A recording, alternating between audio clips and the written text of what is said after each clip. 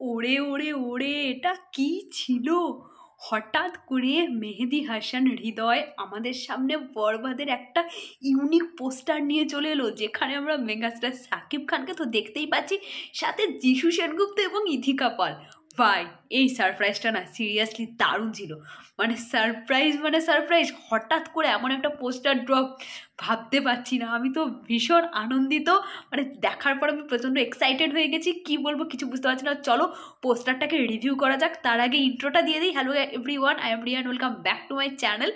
তো এখন পোস্টারটা রিভিউ করবো তোমাদের সামনে। দেখো, পোস্টারটা ভীষণই সাদামাটা, মানে তিনটে ছবিকে কোলাজ করে দেওয়া হয়েছে। এক সাইডে রয়েছে যিশুদা, তারপরে মেগাস্টার শাকিব খান, এবং তার পাশে রয়েছে ইদিকা পাল। ভীষণ সাদামাটা একটা পোস্টার, তিনটে ছবিকে কোলাজ করে দিয়ে দিয়েছে। কিন্তু ভাই, এর মধ্যে ইউনিক জিনিসটা হচ্ছে এদের লুকস। আমি প্রথমে মেগাস্টারকে বলবো, এটা কি লুকস! মানে এটা কি চাউনি! চোখের এক্সপ্রেশন দেখো, মুখের এক্সপ্রেশন দেখো, চোখ কথা বলছে। তোমরা দেখো, চোখ কথা বলছে। যেইভাবে চোখগুলো দিয়ে সে লুকসটা দিয়েছে না, এবং হাতের আংটিটা, আলাদাই তো ভায়োলেন্স ক্রিয়েট করছে। এবং তার সাথে ইধিকা পাল। ইধিকা, আমি যিশুদার কথা পরে আসছি, যিশুদার তো একটা অনবদ্য ব্যাপার স্যাপার আছে।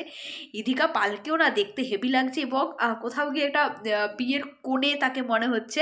বেশ মাথায় ওড়না টোনা দেওয়া রয়েছে, টিকলি পরা আছে, এবং দেখে ভীষণ ভালো লাগছে, মানে লুকটা খুব ভালো লাগছে। এবার আসি ছোট্ট করে যিশুদার কথায়। এই না হলে ভিলেন, ভিলেনের এক্সপ্রেশন তো এইরকমই দরকার।